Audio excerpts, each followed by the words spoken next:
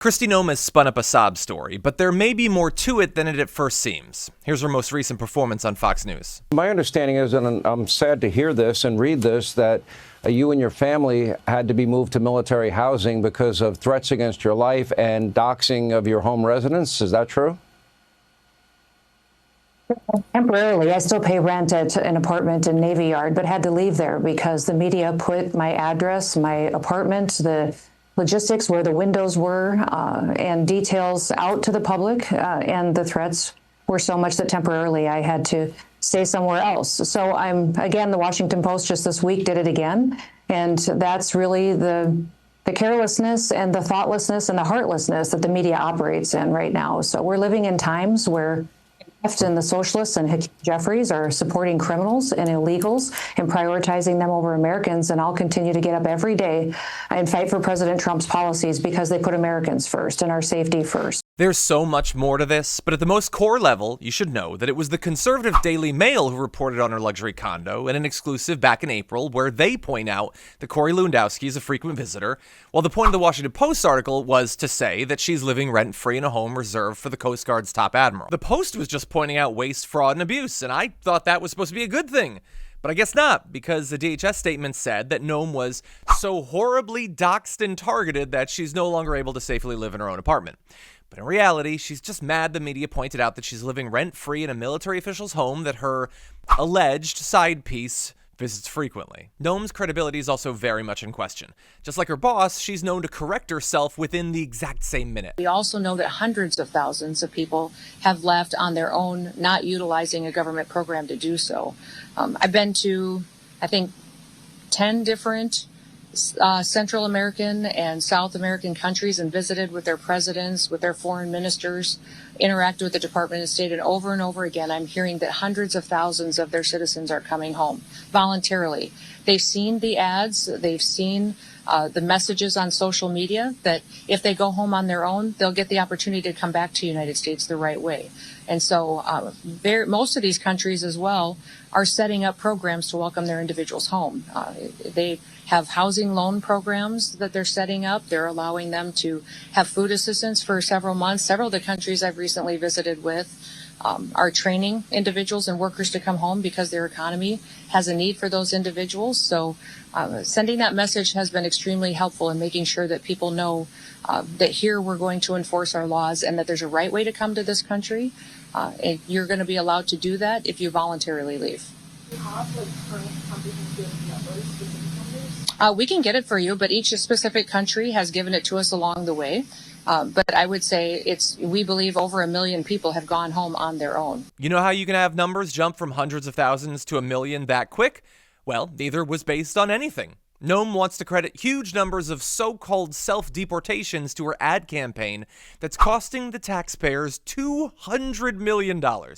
I'd argue that investment was more into Noem's ego, but let's show you the ad and let you decide. I'm Kristi Noem, the United States Secretary of Homeland Security. Thank you, President Donald J. Trump, for securing our border and putting America first. Let me deliver a message from President Trump to the world. If you are considering entering America illegally, don't even think about it. Let me be clear. If you come to our country and you break our laws, we will hunt you down. Criminals are not welcome in the United States. Follow the law and you'll find opportunity. If you break it, you'll find consequences. Strong borders mean a stronger America. But that's far from the only time she manufactured an utterly insane photo op. Here we are with Marco and Brian today. They're letting me roll with them. We're going to go out and pick up somebody who I think is got charges of human trafficking. We earlier had an op that swept up somebody who was wanted for murder. So appreciate the good work that they do every day, and we appreciate them. Here at CCOT today and visiting this facility. And first of all, I want to thank El Salvador and their president for their partnership with the United States of America to bring our terrorists here and to incarcerate them and have consequences for the violence that they have perpetuated in our communities. I also want everybody to know, if you come to our country illegally, this is one of the consequences you could face. First of all, do not come to our country illegally. You will be removed and you will be prosecuted. But know that this facility is one of the tools in our toolkit that we will use.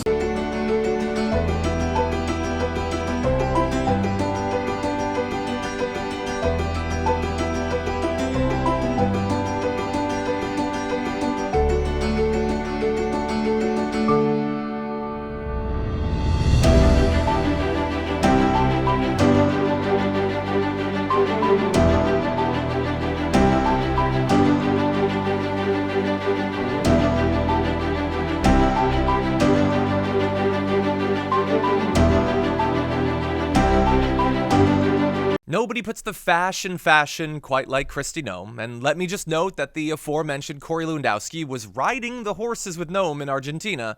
How romantic. That said, we arguably should be somewhat grateful when she's doing her puff pieces, because when she's on Fox, she does the most damage. Sean, you can already see and feel the difference in D.C. People are knowing that they can walk down the streets, they can run their errands, and they can do so in a more safe environment today than they could just a week ago. In fact, the statistics say that just robberies and those crimes are down 46% in the last week because of what President Trump has done to go after these criminals. So we've got a lot of different agencies that are out there working together. I'm so glad that there are states that are stepping up and being willing to activate National Guard troops to help as well. We've got ICE and CBP, we've got Secret Service, we've got all different kinds of DEA and the FBI and those folks from the DOJ that are committed to this effort. If you were waiting for a citation, don't hold your breath, because she didn't offer one and it's almost certainly not coming. And just to rub it in our faces, the same day as they announced this magical cutting in half of robberies like Trump had just snapped the infinity gauntlet, they're sicking Jeanine Pirro on the DC police over this new conspiracy theory they have that the police were cooking the crime stats to make them look better for Trump, which was bad for Trump.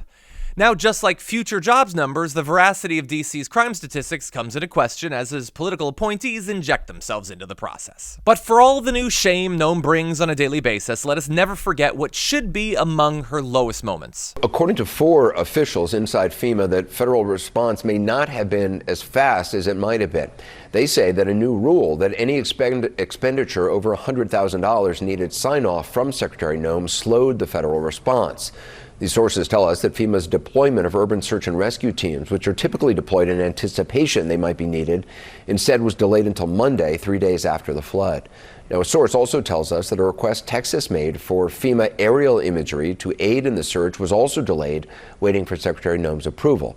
Now, additionally, multiple FEMA officials say that they were taken aback by the agency's relatively limited response in the immediate aftermath of the disaster. You know what she was doing in the immediate aftermath? She posted 3 cowgirl portraits to Instagram for her followers to vote on to decide which one gets to go in the South Dakota governor's mansion. There is not one iota of public service in Kristi Noem, but that's what makes her fit into the Trump administration so well.